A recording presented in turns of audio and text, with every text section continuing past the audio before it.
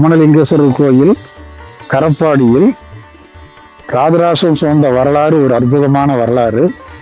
தன்னுடைய சகோதரன் கொலைக்கு காரணமானவர்களை கேரளா சென்று கண்டுபிடித்து அவர்களுக்கு தண்டனை கொடுக்கும் நோக்கில் தன்னுடைய படை பரிவாரங்களோடு கரூர், காங்கேயம், பல்லடத்திலிருந்து நெகமம் வழியாக பொள்ளாச்சி சென்று அதன் வழியாக கேரளாவுக்குள் நுழைகின்றான். அந்த காலத்தில் கொல்லத்திலிருந்து இந்த பாதை வழியாக தான் பூம்புகாருக்கு நெடுஞ்சாலை இருந்திருக்கிறது. எனவே அந்த நெடுஞ்சாலையில் இருந்த இந்த கோயிலுக்கு வருகை தருகின்றான். அந்த காலத்தில் வந்த நேரத்தில் சரியான பனிமூட்டம், மார்கழி மாதமாக இருந்திருக்கலாம். அந்த பனியினால் படை வீரர்கள் சளியினாலும் காய்ச்சலாலும் நோய்வாய்ப்படுகிறார்கள். படை வருகின்ற நடத்தி சென்ற வீரர்களும் நோய்வாய்ப்படுகிறார்கள். மன்னனும் துன்பப்படுகின்றான். படைக்கு உதவியாக இருந்த அந்த கால்நடைகளும் வருத்தப்படுகின்றன. அந்த வகையிலே அவற்றையெல்லாம் சரி செய்வதற்காக இங்கே இருக்கின்ற அமனலிங்கேஸ்வரர் கோயிலுக்கு வந்து தங்குகின்றான். கரை அமைத்து அந்த கரையில் பாடிகளை அமைத்து தங்குகின்றான். அப்போது இருந்த இந்த சமண முனிவர்களாகிய முனிவர்கள் இந்த படையை எவ்வாறு நடத்தி செல்ல வேண்டும், இந்த பருவநிலை எவ்வாறு இருக்கிறது, இதனை எவ்வாறு கடக்க வேண்டும் என்கிற முறையெல்லாம் சொல்லி காலை நேரத்தில் உப்பமுதும், மதிய நேரத்தில் கரியமுதும், இரவு அல்லது மாலை நேரத்தில் மிளகமுதும் எவ்வாறு உண்ண வேண்டும் என்பதையெல்லாம் கற்றுக் கொடுத்து அவர்களுக்கு வழி நடத்துகிறார்கள். அந்த வழி நடத்தின் விளைவாக படை வீரர்களும் படைக்கு துணையாக வந்த விலங்குகளும் நல்ல நிலை அடைகின்றன. எனவே தன்னுடைய நன்றியை காட்டும் விதமாக இந்த இறைவனுக்கும் இங்கே இருக்கின்ற அமனலிங்கேஸ்வரருக்கும் 3 காலங்களும் 3 விதமான அமுது வளைகளுக்காக நிலங்களை அள்ளித் தருகின்றான் நன்றி கடனாக. அந்த நன்றி கடனை செலுத்தும் வகையிலே 983ஆம் ஆண்டு இந்த கோயிலிலே ராஜராஜ சோழனுடைய கற்களும் கல்வெட்டுக்களாக இங்கு இடம்பெறுகின்றன. இப்போது நீங்கள் காணுகின்ற இந்த கல் முழு கல் அல்ல, இதனுடைய துணை பகுதி இன்னொன்று இருக்கிறது. அது இங்கு இருக்கின்ற ஏரியில் மூழ்கி கிடக்கிறது.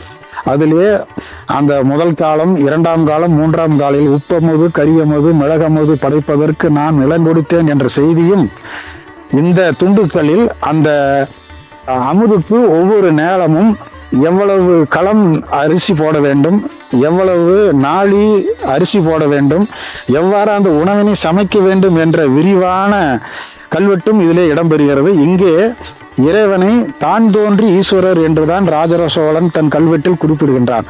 அமனலிங்கேஸ்வரர் என்று அந்த கல்வெட்டில் இடம்பெறவில்லை. எனவே இந்த கோயிலினுடைய பழைய பெயர் தான் தோன்றி ஈஸ்வரர் என்பது இந்த கற்களால் தான் கல்வெட்டுக்களால் தான் உறுதி செய்கின்ற வகையிலே இந்த கல்வெட்டானது அபரிதமான முக்கியத்துவம் பெறுகிறது.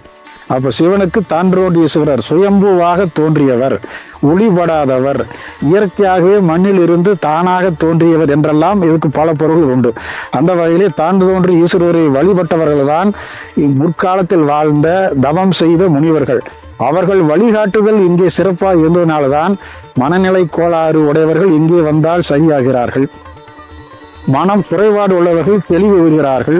இல்லற வாழ்வில் சிக்கல் உடையவர்கள் பெற்றம் நாச்சியாரை வணங்கி இல்லற வாழ்வில் இனிமை பெறுகிறார்கள்.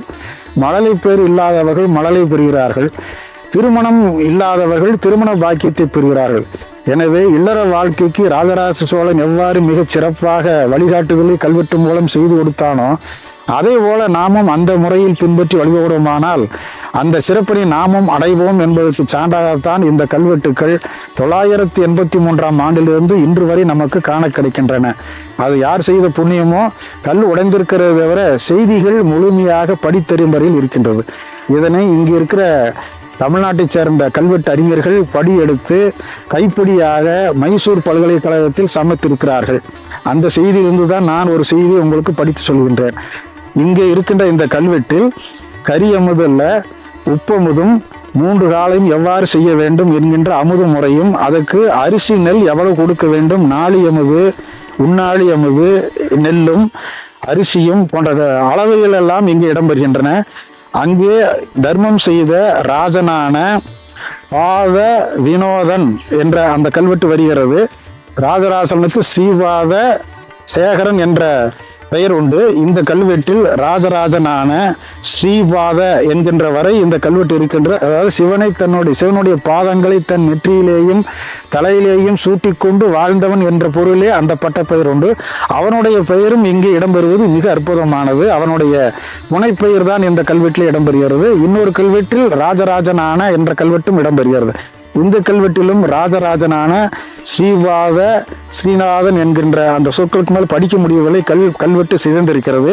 அந்த வகையில் இது வரலாற்று நிகழ்வினை குறிக்கின்ற கல்லாக உறுதிப்படுத்தலாம்.